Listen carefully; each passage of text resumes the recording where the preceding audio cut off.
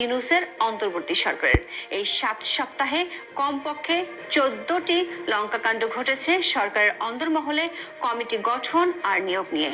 গঠন আর বাতিল, নিয়োগ আর প্রত্যাহারের ঘটনাগুলো একটি আরেকটিকে ছাড়িয়ে যাচ্ছে। কখনো পর্দার আড়ালের কারণ, কখনো বা রাজনৈতিক চাপে সরকারের দিনের সিদ্ধান্ত রাতে, রাতের সিদ্ধান্ত দিনেই পাল্টে যাচ্ছে।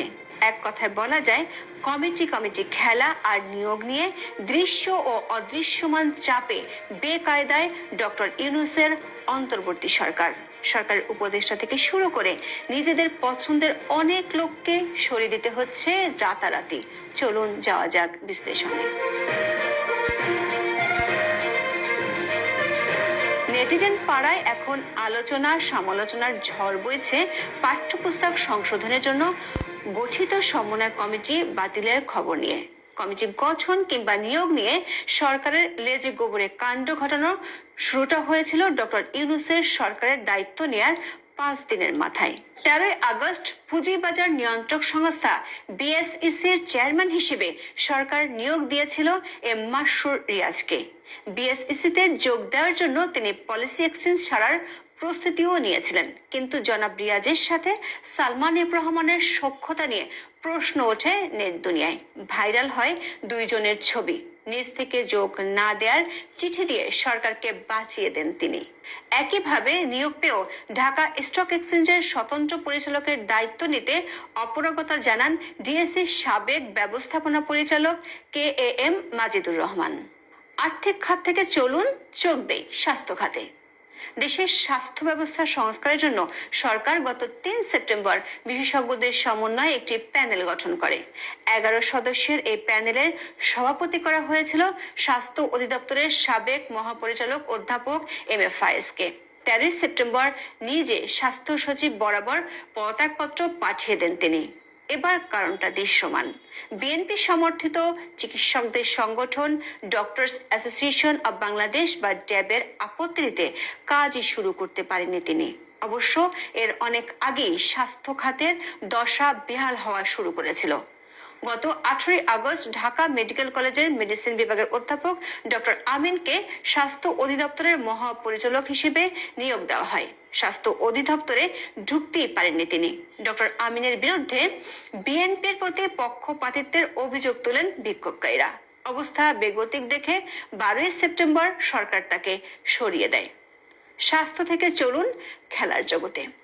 ক্রীড়াঙ্গনের সংস্কারের জন্য 30 আগস্ট যুব ও ক্রীড়া মন্ত্রণালয় 5 সদস্যের সার্চ কমিটি গঠন করেছিল। 26 সেপ্টেম্বর সেই কমিটির সদস্য মহিউদ্দিন আহমেদ বুলবুলকে অব্যাহতি দেওয়া হয়। কারণ কি? বুলবুল বাফুফে নির্বাচনে বিএনপিপন্থী এক সভাপতি প্রার্থীর পক্ষে শোডাউন করেছিলেন। আপত্তি জানায় আরেক বিএনপিপন্থী সভাপতি প্রার্থী। এবার ঘুরে আসি বিচারালয়ে। 27 আগস্ট ঢাকা মহানগর দায়রা জজ আদালতের পাবলিক প্রসিকিউটর বা পিপি পদে নিয়োগ দেওয়া হয়েছিল অ্যাডভোকেট এহসানুল হক সমাজিকে। দুদিনের মাথায় তিনি সরকারকে জানিয়ে দেন এই পদে যোগ দিবেন না।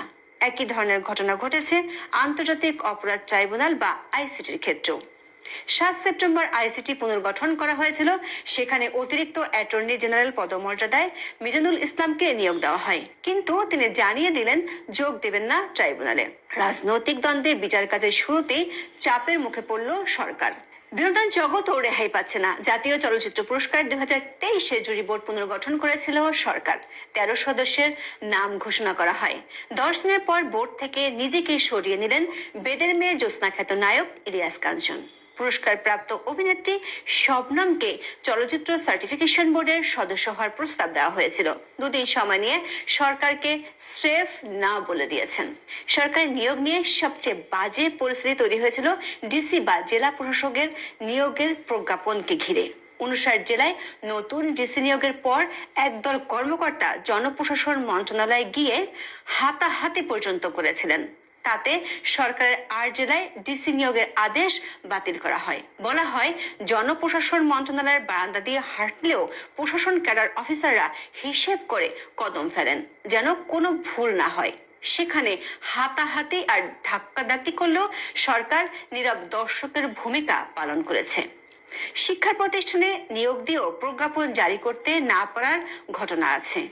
নেটিজেন পাড়ায় এই মুহূর্তে আলোচনা সমালোচনার ঝড় বইছে পাঠ্যপুস্তক সংশোধনের জন্য গঠিত সমন্বয় কমিটি বাতিলের খবর নিয়ে। ধর্মভিত্তিক রাজনৈতিক দলগুলোর শাসানিতে 2 সপ্তাহের মধ্যেই সরকার 10 সদস্যের কমিটি বাতিল করে দিল। এমন সিদ্ধান্ত সরকারের বৈষম্যহীন ও ধর্মনিরপেক্ষ মনোভাবকে কাঠগড়ায় দাঁড় করিয়ে দিয়েছে। ধর্মভিত্তিক দলগুলো এ নিয়ে আন্দোলন করেনি, শুধু সামাজিক মাধ্যমে স্ট্যাটাস দিয়েছিল। তাতেই সরকার পিছু হটেছে। এতে স্বাভাবিকভাবে প্রশ্ন উঠেছে, সরকার সংবিধান সংস্কারের কথা বলছে, আবার বৈষম্যহীন সমাজ প্রতিষ্ঠারও কথা বলছে।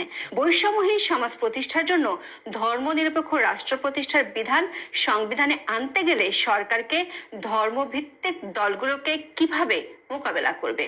অবশ্য সংবিধান সংস্কার কমিটির নিয়োগ নিয়েও এরই মধ্যে লঙ্কা কাণ্ড ঘটে গেছে। 11 সেপ্টেম্বর জাতির উদ্দেশ্যে দেওয়া ভাষণে প্রধান উপদেষ্টা সংবিধান সংস্কার কমিটির প্রধান হিসেবে শাহদ্বীন মালিকের নাম ঘোষণা করেছিলেন।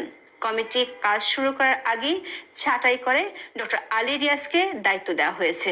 এই সিদ্ধান্ত নিয়ে শাহদ্বীন মালিক বিব্রত হলেও সরকার মুখে কুলুপ এঁটেছে। তারও আগে লঙ্কাকাণ্ড ঘটে গেছে ব্রিগেডিয়ার সাখাওয়াত হোসেনকে ঘিরে। আওয়ামী লীগের পুনর্বাসনের কথা বললে স্বরাষ্ট্র মন্ত্রণালয় থেকে তাকে পাঠিয়ে দেওয়া হয় পাট ও বস্ত্র এবং নৌ পরিবহন মন্ত্রণালয়।